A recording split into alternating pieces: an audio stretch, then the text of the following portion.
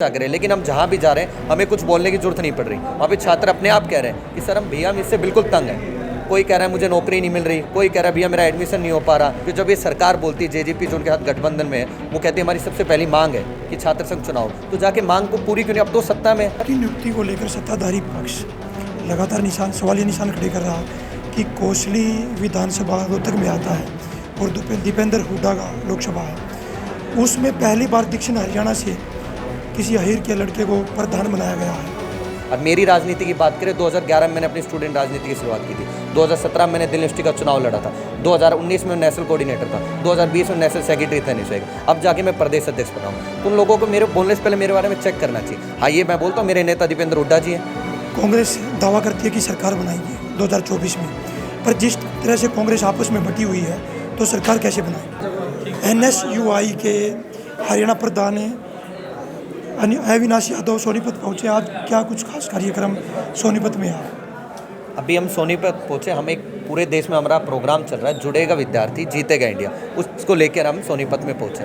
और पहुँचने का रीज़न, इस कार्यक्रम के तहत हम छात्रों को जाके बताना चाहते हैं कि जो छात्र इस गूंगी बहरी सरकार से तंग आ चुके हैं, क्योंकि जो सरकार पहले 2000 कांग्रेस टाइम पे जो हरियाणा रोजगार देने में नंबर 1 था, आज वो बेरोजगारी में नंबर 1 हो चुका है। तो जाके इस चीज़ पे चर्चा करें। नए विश्वविद्यालय कैसे खोले जाएं, अध्यापकों की नियुक्ति क्यों नहीं हो रही, रोजगार कैसे कि इस चीज़ पे जाके हम चर्चा करें। लेकिन हम जहाँ भी जा रहे हैं हमें कुछ बोलने की जरूरत नहीं पड़ रही। वहाँ पे छात्र अपने आप कह रहे हैं कि सर हम भैया हम इससे बिल्कुल तंग हैं। कोई कह रहा है मुझे नौकरी नहीं मिल रही, कोई कह रहा है भैया मेरा एडमिशन नहीं हो पा रहा। तीन ही छोटी छोटी मांगों को लेकर हम जा रहे हैं। और जो ये सरकार जैसे छात्र संघ चुनाव को लेकर इस सत्ता में आई थी जेजेपी बीजेपी, उस चीज़ को मांग लेकर, क्यों हम लोग चाहते हैं छात्र संघ चुनाव हो, और वो भी डायरेक्ट चुनाव, ना कि 2019 में जैसे नो लॉलीपॉप दी थी, इनडायरेक्ट चुनाव करा के। क्योंकि जब ये सरकार बोलती है जेजेपी जो उनके साथ गठबंधन में है, वो कहती है हमारी सबसे पहली मांग है कि छात्र संघ चुनाव, तो जाके मांग को पूरी क्यों नहीं? अब तो सत्ता में तो पूरी। और हम वादा करते जब हम सत्ता में आएंगे तो हम मांग पूरी करेंगे और रोजगार में नंबर 1 बनाएंगे।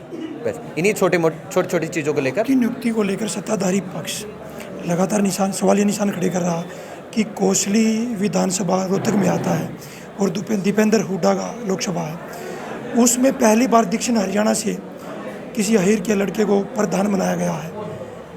उसको किस तरह दिया? ये देखो, ये बात तो आप वो विरोधी पार्टी कह रही है, उन्हीं से पूछो क्या कहना चाह रही है। मुझे तो ऐसा नहीं लगता कहीं भी। अगर मेरी बात करें, मैंने अपनी छात्र राजनीति की शुरुआत दिल्ली यूनिवर्सिटी से की। इसका लाभ लेने के लिए तो आपको प्रधान बनाया गया क्या? अगर मेरे को लाभ लेना, मैं प्रोग्राम आज कहाँ कर रहा हूँ? सबसे पहला सोनीपत में, तो मेरे को अपने कोसली में होना चाहिए था, सोनीपत में नहीं। तो अगर मैं यहाँ आया तो उन्होंने मेरे को कुछ देखा होगा। हम सब लोगों की कैलिबर था, सब लोगों को चेक किया गया था।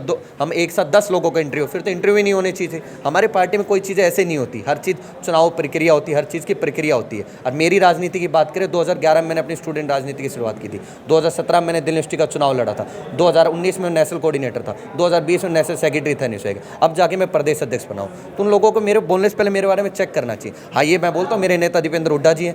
लेकिन उन्होंने मेरे को कोसली के लिए बनाया होता तो मैं कोसली में दिखता, सोनीपत में नहीं। कांग्रेस दावा करती है कि सरकार बनाएगी 2024 में, पर जिस तरह से कांग्रेस आपस में बटी हुई है तो सरकार कैसे बनाएगी? ये आप लोगों की नज़र में बटी, हम तो एक परिवार है। मैं बस एक ही बात कहना चाहूँगा, हम एक परिवार है, परिवार में कोई बटा हुआ नहीं है। और ये लोग ये सब ये बौखला चुके हैं। सुरजेवाला और शैलजा अलग मंच पर दिखाई देते हैं, भूपेंद्र हुड्डा अलग मंच पर दिखाई देते हैं, एक मंच पर क्यों नहीं इकट्ठा हो पाते? जब आएगा कार्यक्रम, जब भारत जोड़ो यात्रा है, तब सारे साथ थे। अब ऐसा कैसे बोलोगे? अब पूरा प्रदेश है, पूरा प्रदेश अलग अलग जाके घूमेंगे तो पूरा प्रदेश आराम से घूम पाएंगे। अब हो सकता है कल आप ये भी बोले कि मेरे प्रभारी जी और मैं, जब चुनाव का टाइम होगा, मैं सोनीपत में कार्यक्रम कर रहा हूँ, ये रेवाड़ी में करेंगे, तो आप तो ये भी बोलेंगे कि आप दोनों भी अलग अलग हैं। हम नहीं बोलते ये आपके को कुछ। जब प्रभारी आए थे आप पीछे आपके, जब गो बैक के नारे लगे थे, भूपेंद्र और दीपेंद्र के खिलाफ भी नारे लगे थे। जब शैलजा, रणदीप सुरजेवाला और किरण चौधरी जहाँ जाते हैं, उसमें आपसी फूट नहीं है? नहीं, कोई फूट नहीं है। ये चीज़ें आप लोगों को पता रहती है, विरोधियों को पता लगती है, हमें नहीं पता। हम परिवार में रहते हैं, हमें चीज़ें नहीं पता, लेकिन विरोधियों को पता रहती है।